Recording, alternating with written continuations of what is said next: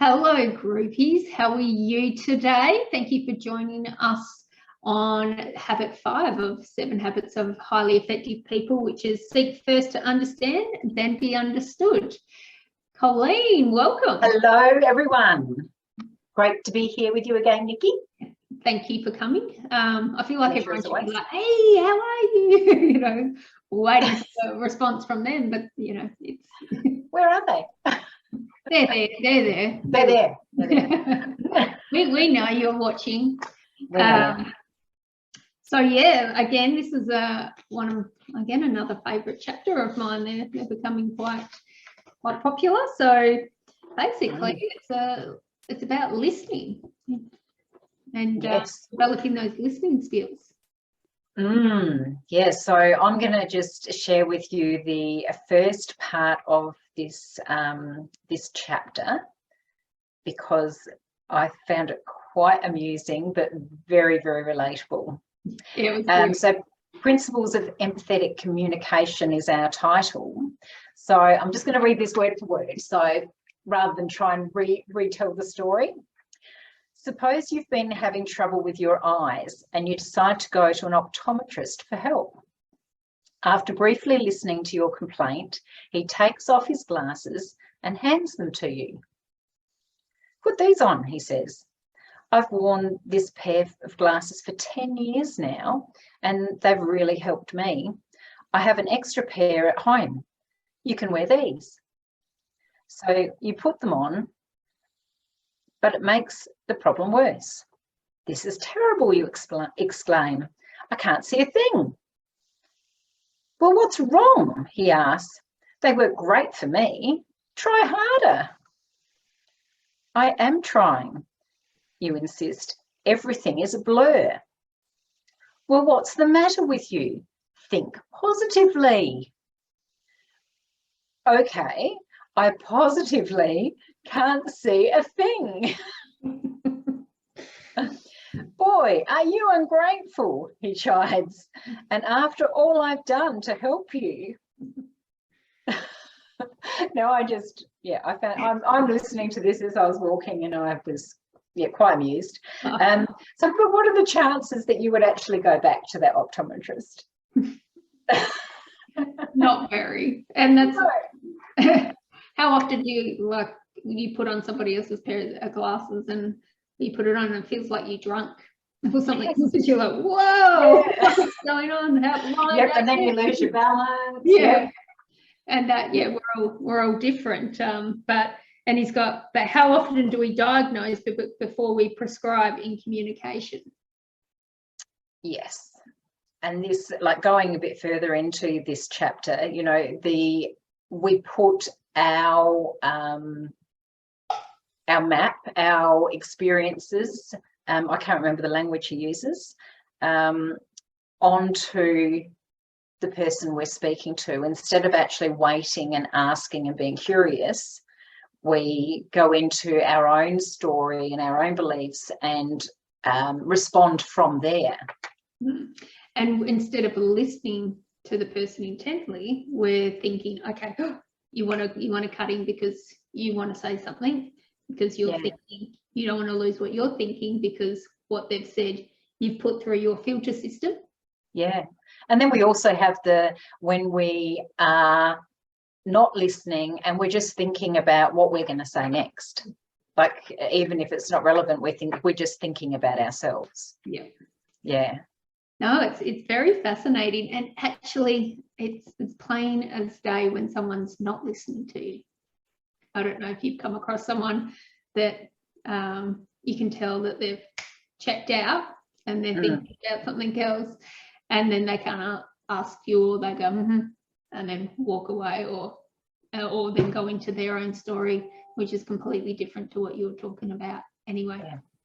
And how do you feel when that? I think most of us are probably guilty of that at some stage or other, being distracted by our own stuff and not really taking in 100% of what's being said around us. But if you can listen to someone and fully listen, and I think he calls it empathetic. Yeah. What a gift you're giving somebody else. Because I think in this day and age especially, everyone's in that busy frame of mind that we kind of forget to listen to people properly. Yeah, and another thing is that it's not something we're taught. You know, we're taught to read and write, and Stephen Covey refers to that in the book, that you know, we're educated on reading, writing, riding bikes, all sorts of things we're taught, but are we actually taught how to truly listen? Well, at school, I don't think I was ever taught that. No, I don't think so either. And like in a family environment, I don't think that was something that was taught at home either. You know, as a child, it was, you know, you only spoke when you were spoken to, and you know, when you were asked a question, it was, you know, you were expected to answer immediately. I don't think the lessons of listening were ever considered. No, absolutely. And I'm the youngest of 4 children, and it was very hard for me to actually get a word in. You know, that they may say they may think differently, but because I was the youngest, and I was the youngest by a fair bit, I was the mistake of the family, but I say the best mistake they ever made. I should say so. Yeah, that's right. So yeah, and when you don't get that chance to listen, be listened to, it's not a good feeling. So I think if you can give that to someone, and when you do, he talks about the bank account, the emotional bank account that we'll talked about in the last chapter. You're going to add your credits into that as well, because it builds trust and confidence. Yeah. And, you know, when we're not listened to, it's quite often when we retract and we don't want to open up to someone because we're not actually being heard. And he refers to a conversation with his son in this chapter, where he's putting on his map to his son and not listening to what his son's actually saying. So the son's got something that's worrying him, but doesn't know how to language it or how to approach it with his dad. So when he brings up a certain comment that he's hoping will trigger a conversation, and he gets the response of his father's map and not questions being asked, and then he feels that why bother? He doesn't get me. He doesn't understand. He doesn't want to listen to me, and retracts from, you know, asking questions in the future. So it was interesting to see the, you know, the ways that we can listen. Should we go into that? Yeah, that's right. So he does. He goes. So generally what we do, he goes, when another person speaks, we're usually listening at one of 4 levels. So there's 4 levels, and this is generally what we all do, all guilty of it, you know, so we've all probably done it at some stage. We may be ignoring another person and not really listening at all. We may practice and pretending. Yeah, like you might go, yeah, right, you know, using that kind of language. Yep. We may practice selective listening, which is hearing only certain parts of the conversation, and then you might reflect that back to show that you are listening. Or we may even practice attentive listening, paying attention and focusing energy on the words that are being said. But very few of us ever practice the 5th level, which is the highest form of listening, which is empathetic listening. Empathic listening. So it's meaning to listen with intent and understand. So it's that seek first to understand, then be understood. So and repeating back what we're hearing so that the person knows that we're understanding, and repeating back in our own words how we're understanding it, and asking if we're understanding it correctly. Yeah, is that what you meant by that? You know, and asking, and keeping those open-ended questions so then they can answer instead of, you know, accusing or putting your opinion in there, more as a statement. I think he goes 4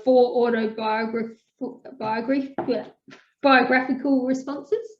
That was the response that I was talking about, not the map, the autobiographical. Yeah, that's it. So he says, so it's our autobiography that we put onto that other person when they're speaking. So he goes, because we listen, we tend to respond in 1 of 4 ways. We evaluate, so we either agree or disagree.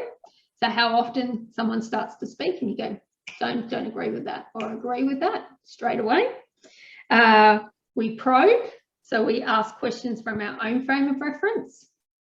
We advise, we give counsel based on our own experience, or we interpret. We try to figure people out to explain their motives, their behaviour based on our own motives and behaviours. But Colleen's autobiography is different to my autobiography. So whoever we're listening to, if we're listening to a third person, we're going to have our own different points of view and our own interpretation of that listening experience to that person, and that person's going to get 2 different views. How often does that happen? Yeah, we all have our own perspective on things, don't we? Yeah. It's into the skills of how to listen and be empathetic. I can't say the words. I'm doing well, aren't I? Empathic listening involves 4 developmental stages. So the first stage is mimic content. So that's where you are, they call it like a reflective listening. So what Colleen said before, that you might rehash feedback, repeat what they've just said back to them. The second stage is to rephrase the content. So it's a little bit more effective, but it's still limited to the verbal communication. So so you kind of put the meaning in your own words. So instead of repeating what they've said, you've sort of put your meaning onto that and reflecting that back to them. The third stage brings your right brain into operation. So you reflect the feeling, and you're paying attention more to what they are saying in the way that they're feeling. So you bring their feelings, or what you interpret their feelings to be, within that conversation. So you might be feeling blah, or so he's got as an example, boy, dad. So this is the boy, dad, I've had it, school is for the birds. And his response is, you're feeling really frustrated. So see how he's bringing in that feeling motion. And then the fourth is that you rephrase the content and reflect the feeling. So for an example, boy, dad, I've had it, school is for the birds. Yes, you're feeling frustrated about school. So you bring in the left and right brain into it. So you bring in that you're feeling frustrated, which is the feeling, and then about school. So what is the actual topic? The topic. So you bring in those 2 together. I hope that makes sense. But yeah, I think it did. Yeah, so there's those 4 elements. So you're reflective. So you mimic the content. So you repeat. You rephrase the content, so you kind of put it in your own words to what you think they have just said to you. You reflect the feeling, so you put a feeling to it, to what they're saying, and then you rephrase the content and reflect the feeling. So you're bringing them both together. So you bring the feeling and what they're talking about in together. So there's a couple of tools. This is learning how to listen, and boy, it's one of the best skills that you can ever learn, because I think a lot of people are actually seeking to be listened to, and I think the world needs it more now than ever. Yeah, I agree. So, and also it's just going, okay, so once you get that trust and confidence in that person too, the real problem So what they're probably generally what they're talking about. So the problem's not the problem. So you're peeling back those layers, that onion, there's lots of layers to the onion. So what they're coming to you initially about isn't generally what the real problem is.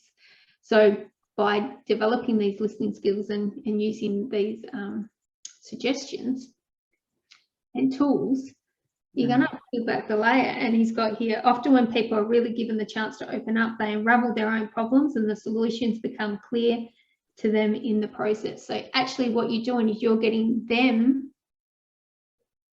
to understand their own solution and come up with their own solution just by asking the right questions.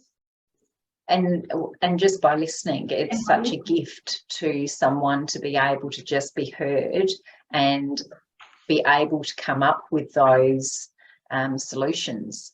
Yeah.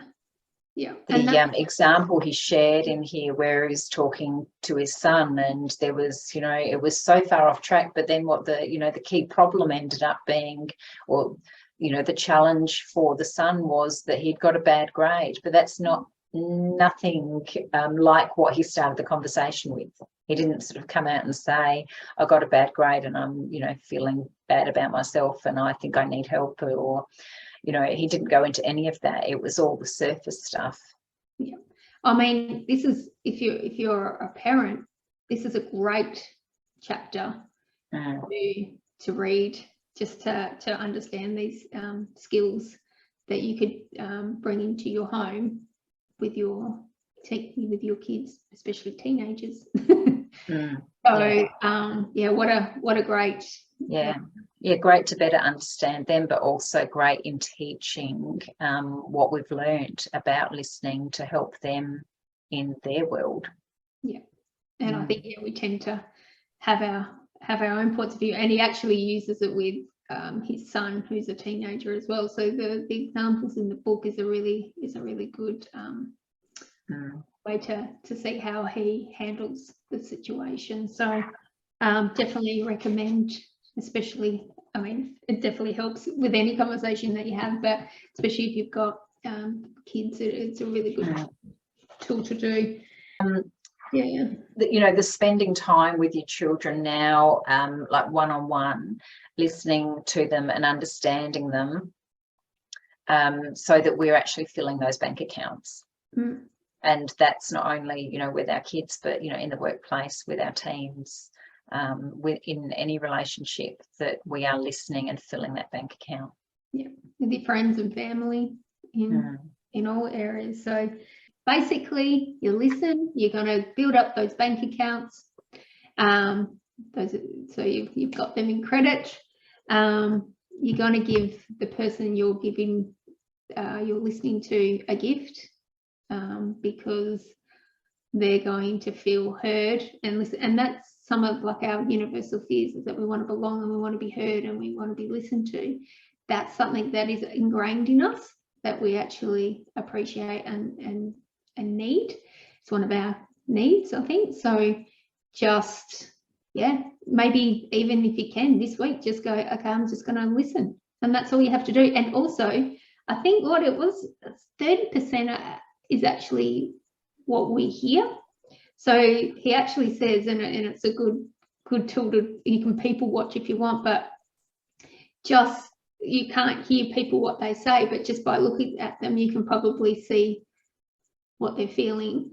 And paying attention to the body language and the facial expressions. And it's trying to see if you can read them and go, I wonder, well, they look frustrated by the body that they're holding, or they're angry, or they're happy, or whatever it might be. Just do a bit of people watching. Don't be a stalker, but sit down, have a coffee, and watch the people go by. And be curious as to what it is you're saying.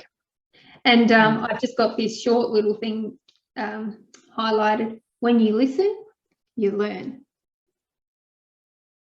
We can't learn if we keep talking as well. So that's just a good thing to have in the back of your mind. So I don't know if you want to talk about the application suggestions. Let's just have a go at how we can apply what we learn in this chapter. So he was saying, don't go you know, using people as guinea pigs, but but you know, that you might like to share with someone that you've learnt some new techniques about listening, and you want to give it a go over the next week, and then, you know, at the end of the week, maybe ask feedback on how you've gone, you know, how they've felt by having you actually be present and actually listening. So the consciously thinking about how you were listening and trying to repeat back, you know, doing the mirroring, and what was the other? Or put it in rephrasing. Yeah. Rephrasing, yep. And that's a good place to start. Yeah. And sorry, sharing... Colleen, I really liked when you said about being present, and again, it keeps coming up, I think, in this book, but about being present is the best thing that you can be. So if you're present to someone and you're present in the situation, you're not thinking about the past and you're not thinking about the future. So if you're just thinking about the now, the only thing that you're doing is listening to that person. So be as present as you can. So that's that was a good word. And yeah, so he also says, you know, the next time you have an opportunity to watch people communicate, cover your ears for a few minutes and just watch what emotions are being communicated that may not come across with words alone. Maybe if someone is talking to you, don't go like this. Perhaps not. Perhaps so not. Maybe let them know what you're doing. Yeah. Or you might be in the loony bin.